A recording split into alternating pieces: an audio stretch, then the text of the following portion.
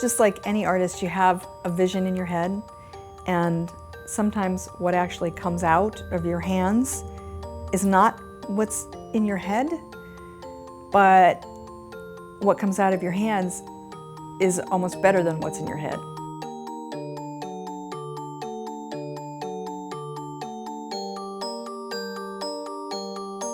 I think my interest in weaving is more like my interest in fiber. Started when I was young. My mom gave me a kit to learn how to knit when I was like 10 or 11 as a Christmas present.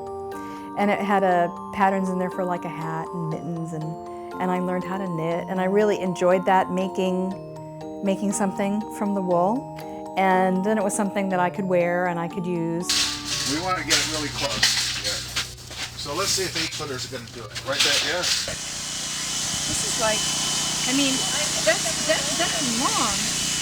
That's like 8 inches long. I've started purchasing wool from Bob Shepard at Shepard Farms, and he has churro sheep in Fillmore, California. And he's been focusing on having sheep who are not just white sheep. So there's brown, beige, black, all different colors of sheep. And I really like getting those colors of wool, and just they're completely natural, undyed, and they're local. And I can get to know the sheep and enjoy going up there to see them, and go up there for shearing. Or he recently had the spring lambs just came, and so it's enjoyable to see the new lambs that are out there and the wool I'll get to weave with sometime soon.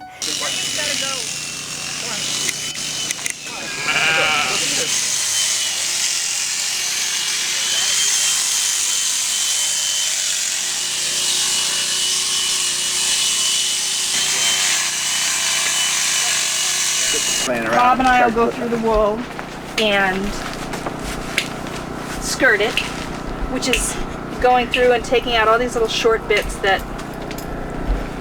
aren't good. All this is going to be white when it washes. All this dirt's going to come out, and it's going to be a bright white like that. And the other thing too is rams won't have as much lanolin. They don't have as much as the ewes. They're going to be a looser fiber and come off easier. Interesting. I start with nutmeg and see what we get here.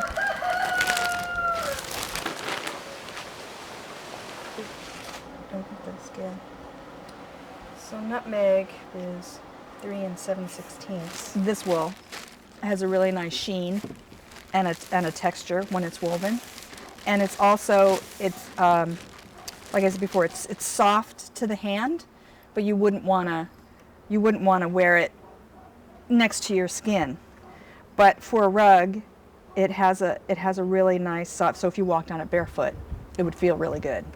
I call my rugs functional art because they can go on the floor, so you could use them as a rug as opposed to hanging them on the wall and just looking at them.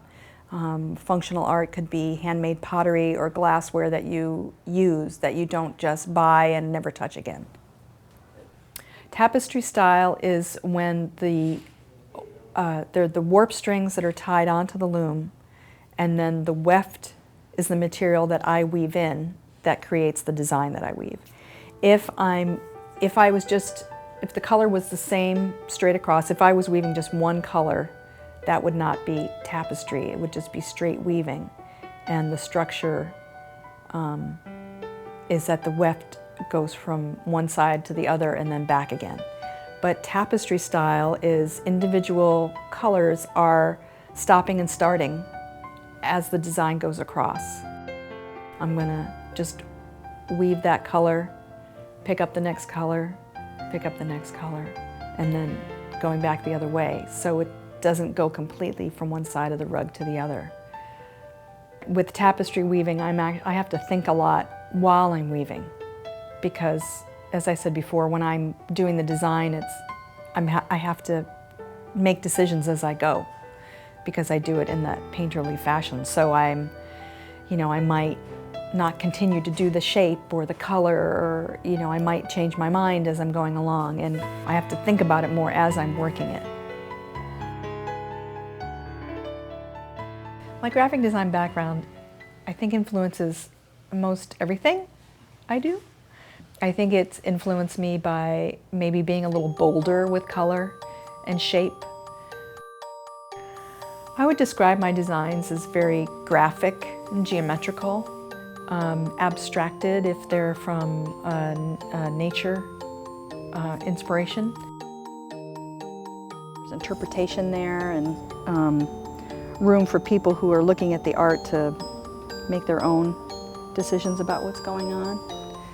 Well, the wool was living. I mean, it grew from a sheep and protected that sheep through weather and rain and sun and dirt and things like that.